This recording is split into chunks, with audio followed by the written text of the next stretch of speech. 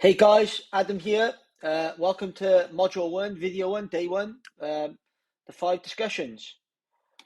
So just a bit about the course. So this is a build your own crypto plan. So hopefully you can learn from the things I'm teaching you and ideally build your own strategy with what suits you for your plan and your particular goals. So just to read a few things. So throughout this course, I'd like to share with you how to put together a solid plan to grow your own crypto portfolio, and obviously to weather the storm, especially as we're going into a major bear market right now. So I'm going to show you step by step how to do that, even if I was starting with zero savings right now. So I'll start this video by giving you some kind of framework for analysing the political, economic and investment landscape right now. They're simple to and easy to understand, and obviously cuts out all the nonsense. So let's jump right into video 1, the 5 discussions. Discussion number 1, currency v money. So what's currency? Well, it's a medium of exchange, it's a unit of account, it's portable, it's durable, it's divisible, and it's fungible, meaning it's interchangeable. What's money? Well, money is all of the above, medium of exchange. It's a unit of account, meaning that there's numbers attached to it. It's portable, meaning you can move around. It's durable, like gold, for example. It's been around for 5,000 years. It's divisible, meaning you can break it up. And it's fungible, meaning, like 1 kilo of gold equals 1 kilo of gold. As well as a store of value, and that's the difference. So, like for example, gold has been around for 5,000 years, and it's a store of value, whereas currency always goes to zero every single time without failure. If you look back at history for thousands and thousands of years, every single fiat currency always goes to zero, every single one. If you want to learn more about money, I highly recommend you watch a YouTube series. I'll post a link below. Mike Maloney, The Hidden Secrets of Money. It's 10 episodes. It really takes you back into the depth of the history of money, so you can get a good understanding. It's important to go back to the foundation to understand all about money. So discussion number 2, money v Bitcoin. So obviously I just touched on gold. So gold is the only physical medium of exchange in history. It's a unit of account, it's portable, it's durable, it's divisible, it's fungible, it's a store of value, and it's stood the test of time, 5,000 years plus. So what's Bitcoin? Well, Bitcoin can be the only, if gold is the analog store of value, that's how I like to put it, like that, I'd say then, well, Bitcoin is the digital store of value. So it's a medium exchange, it's a unit account, it's portable, it's durable, it's divisible, it's fungible, and I'd argue that it does a lot more of these things better than gold. But I'd say that Bitcoin is a speculative store of value. It's got 13 years of history. It hasn't got a 5,000 year history like gold. So for the purposes of this course, we're going to touch on Bitcoin as a speculative store of value with potential. And then obviously, as I was saying, physical has advantages over digital. Digital has advantages over physical, but I think we can all agree our future's more digital. It seems to be going that way. So discussion number 3, Bitcoin v crypto. Well, Bitcoin has unique properties that we just discussed that other digital assets have tried to replicate over the last 10 years or so. So no digital asset has managed to replicate the unique properties of Bitcoin yet, but they will keep trying. They believe high transaction fees, slower transactions and less privacy means that an alternative cryptocurrency will make better money. But to date, though, no one's yet to replicate the unique properties of Bitcoin. And personally, I don't think anyone will. Something called the Lindy effect. So Bitcoin's been around for over 10 years. It's survived. It's likely to survive from this point now. And I just think it was, at the time when Bitcoin came out, it was in the 2008 crisis.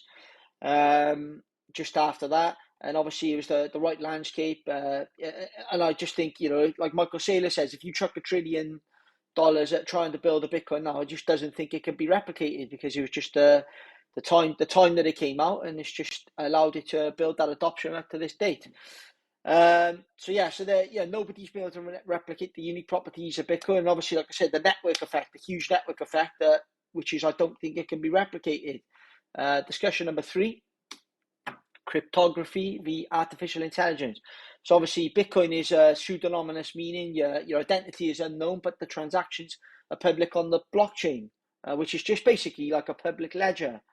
Yeah. So this means you are able to own your own money, spend your own money, and it cannot be diluted, unlike currency, like we said about fiat. Obviously, where the governments are always printing money, etc., diluting our money. It aims to be more private in the future. It just brought out a few changes. Taproot was the latest update on Bitcoin. Privacy relates to fungibility, the fungibility debate. Regulators want less privacy to meet their anti-money laundering objectives. Money requires fungibility and privacy to meet the definition of money, as discussed in the previous slide. So central bank digital currencies, CBDC, can't be owned or spent without surveillance. And obviously this is, I believe, is a big debate that's coming to the table. And its supply can change based on artificial intelligence algorithms. CBDCs aim to be less and less private in the future. So obviously, it could be that, John, you're drinking too much coffee, we're going to cut your payment. So obviously, CBDCs are really preaching on human rights. I think it's really going to come to the table. Should people own their own money, be able to spend their own money, or should the central bank basically control all the money, know what we're spending, know how much coffee we're drinking? So I think this is going to be a big topic coming up over the next few years, and a big debate on the future of money. And then discussion number 5 is obviously globalism v nationalism. So obviously global organizations like the IMF, World Bank Forum, and Bank of International Settlements aim to move towards a global currency to help them achieve global central banking, global economic policies, global trade, global healthcare, global climate change. Whereas some countries are fighting this, more the smaller countries, they want to keep nationalism. And the trend of thinking more about nationalism by rejecting the consolidation of powers, Europe, WTO, WHO, WEF, Paris Accord. So obviously, you can even look at like El Salvador now is trying to, they've made Bitcoin legal tender. There's another small country in Africa making Bitcoin legal tender.